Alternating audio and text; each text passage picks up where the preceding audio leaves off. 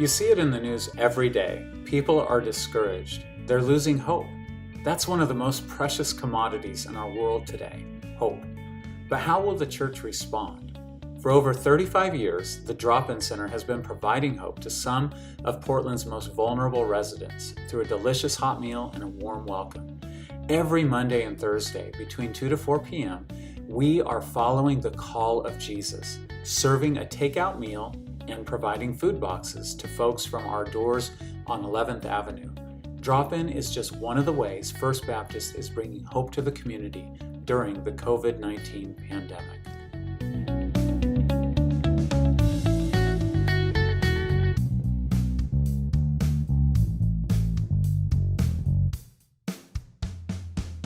On a typical day, a homeless person gets told to move, they can't use the bathroom, they can't have a glass of water, and they're pushed around and they don't have a place to stay or a place where they can feel comfortable. It used to be that our Drop-In Center provided hope by giving them a place where they could drop in, sit down, be treated like a human. Well, now we're doing the same thing. We're providing a meal and we're smiling or doing whatever. And the hope is in, somebody actually cares about me or about them. Well, I think it's a really comfortable place for most of them. And they like being here. And we provide the food, and not just food, but we provide, just to talk to them, to ask them how they are, ask them if they need anything. And I just think they feel comfortable here. Well, I think when you're homeless and hungry, you need a place to eat. So 2 days a week, we're a really great place to go and get a hot meal. Even the dessert is means a lot to a lot of people. So it's nice that we can be able to do that, and we give God the glory for providing the food. It's a miracle sometimes the way it comes. Because there's so many places downtown that are not serving during the coronavirus, and these people need food, and we are providing it for them, but we're also providing them just some hope by giving them a smile and blessing them as they come by, and they look forward to our meal, and it's just unfortunate they can't come in, but at least we're still being able to provide them a to-go meal. We don't interact as much with people. They don't have as many choices, and we used to have a whole wall full of stuff for people that are getting a food box, could go and pick and choose, where now we're just kind of giving them the food that we've got and not letting them choose, just giving them a bag that's pre-made so that we can get them moving and not have too many people congregated together.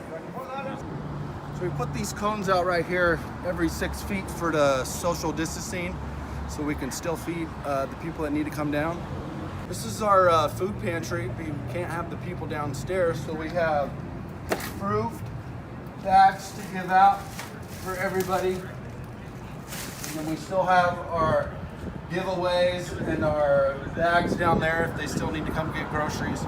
This just keeps everybody 6 feet apart, so we're staying safe. I guess since the COVID-19, everything's kind of changed, like twice as careful as it was before.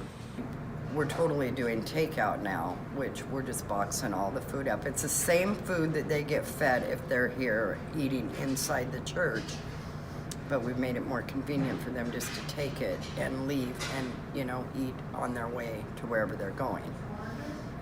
But the food's all the same. We're still cooking the same food.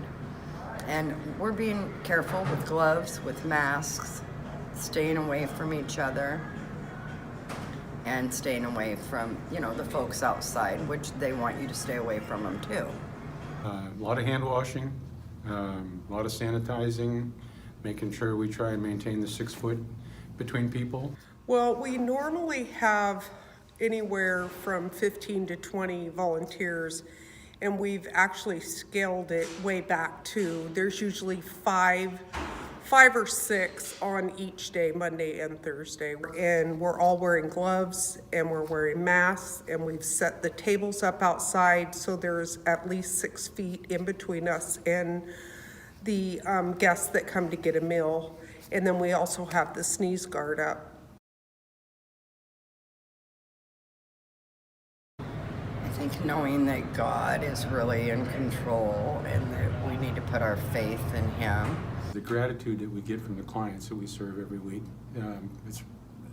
they seem to be maybe a little more thankful, perhaps because one of the few organizations is still feeding. The other thing is how well the organization and the people in the church have pulled together to get behind making sure that 2 really good meals go out twice a week. The big thing really is to see how people are helping one another all over the country. I remember people coming through the drop-in line that said, "Oh, I haven't eaten for 2 days, I'm so hungry." And the fact that we're able to do that is a way that this church is reaching out and doing its part to help people. I just like coming down here. It's just a nice, cozy church, and just to help the people around me. I just like being here. Well, for me, I have to say the Lord and my strong faith. And if I feel like people that don't have faith must have a lot more difficult time. And I'm just grateful for all the sermons online and the Bible study on Wednesday. That just gives me hope and reassures my relationship with our Lord. Knowing that I can come down here and help the people out that need it, that can't get it because we're going through a hard time right now. And it just makes me feel good to come down here and help people out, that knowing that people do need help.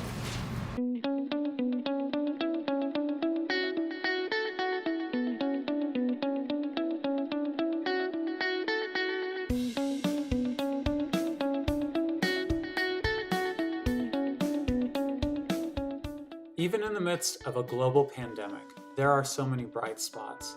Drop-In Center is just one of those, bringing hope to the community. Our protocols have changed in order to adapt to the current situation. Instead of serving on plates in the activity center downstairs, drop-in staff have to transport the meal upstairs and downstairs using carts. Up and down they go until every guest has received a hot meal. Bibles are made available to all who want one.